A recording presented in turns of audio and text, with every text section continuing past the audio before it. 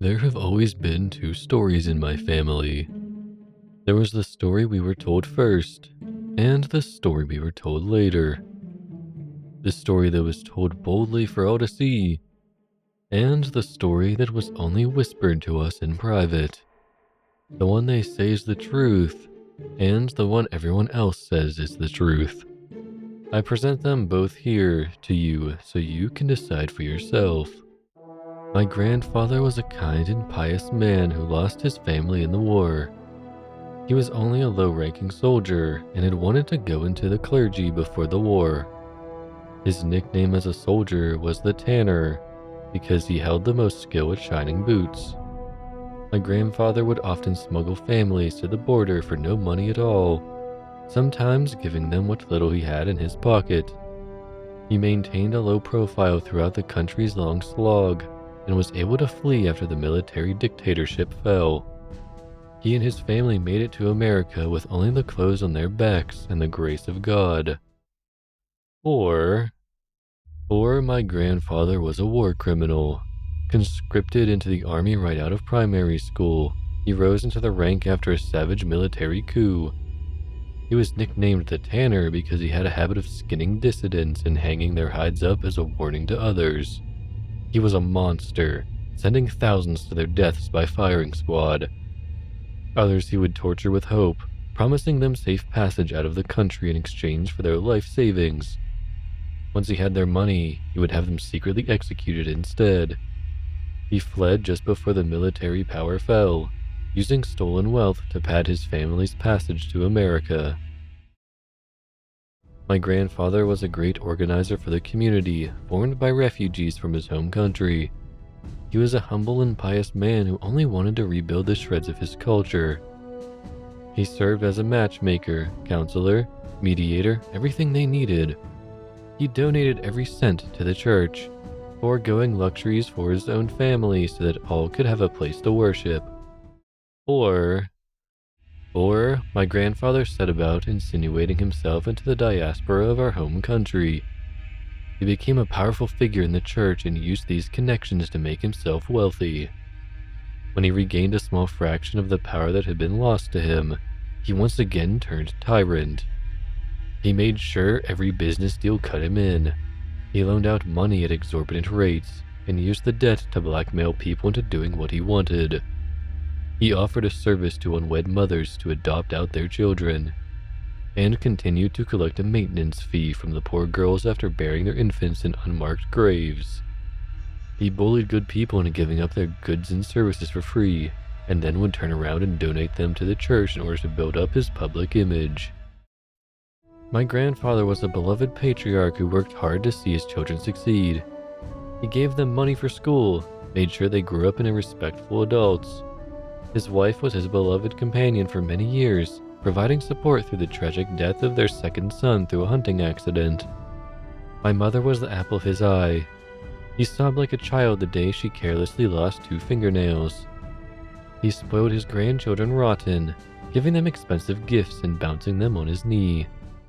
Or my family grew up in the shadow of my grandfather. My grandmother was a cowed, brutalized woman who was afraid to say a single word in her husband's presence. My grandfather abused all of his children, bullying his second son to the point that he committed suicide with a gunshot to the head. Grandfather retained absolute control of his children's lives, dictating who they could see, what they ate, even what they wore. He once tore out 2 of my mother's fingernails and called her a whore because she wore the wrong shade of nail polish. He would frequently use corporal punishment on his own grandchildren while their parents, his own children, were too frightened to intervene. When he turned 82, my grandfather became the victim of a terrible case of mistaken identity. He had briefly loaned his papers to another soldier, who stole his identity and went on to commit terrible deeds in his name. My grandfather was a kind, gentle, and loving pillar of his community. The reform government of his home country was reeling from a lack of unity. It needed a symbol, something or someone they could hold responsible for the war and destroy. My grandfather just so happened to be the unlucky someone. Or my grandfather was 82 when they finally fleshed him out. The tattered remains of our home country pulled together and created a tribunal. They were a task force sent to reap justice for the monsters that had gutted and raped their own country. My grandfather had been monitored for years before they moved in. He'd attempted to throw anyone off his trail by disguising a body as himself and setting it on fire. DNA testing had rolled it out, though, and the net began closing in. My grandfather called me in the middle of the night from a disposable phone, begged for my help. I was his only grandchild in the area, and he needed me right this second. I got into my car and drove to the motel he'd called from. The family house was being watched by the tribunal. My grandmother had died years before, and now my grandfather was all alone. My grandfather was shaking as he got into the car. In my whole life, I had never seen him tremble. Now he did, as he said the soldiers had conspired with local police forces to capture him, to ship him back to the old country and change to answer for what others did. He was too old. He would not survive the journey. He had arranged with a friend to stay in a safe house for a while. My grandfather did not have a lot of time left. All he wanted to do was die a free man and be buried next to my grandmother. I understood that, didn't I? As a loyal grandchild, I drove all night to the point where his friend stood to meet him. Before grandfather got into the other car, he held me and said that he had always tried to do the right thing. And even if he hadn't been perfect, he truly believed in doing the best thing he could. He kissed me on the cheek and left a bit of money in my hand. And then he drove off and I never saw him again. Or my grandfather received a call on the way to his friend, with much cursing and abuse on his end. The friend was being watched as well. The safe house was no longer safe. All his ill-gotten money could not buy him security now. As my grandfather punched through his contact list, I thought, and after he had hung up from the last dead end, I spoke. I said I had friends, connections. I could drive him over the state border to a friend's house, someone who lived off the grid. The feds would never suspect it. Grandfather had never put much stock in my intelligence, but desperate times call for desperate measures. He actually praised the slickness of my plan, finally proclaiming I resembled him in some aspect. He hardly even gave pause when I told him I would have to hide him in the trunk to pass border inspections. I made sure his arthritic body would be comfortable as I could make it. I gave him plenty of blankets and made his own coat into a pillow. I closed the lid on him gently. I drove for a long time, very near the state border, until I found what I was looking for. A lake.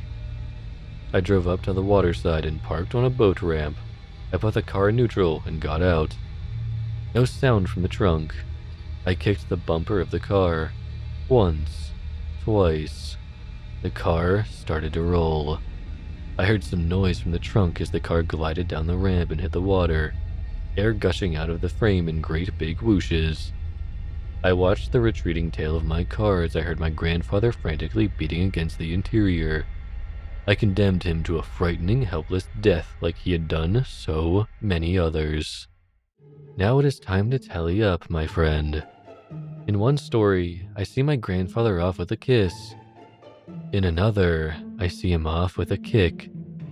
Now tell me, which do you choose?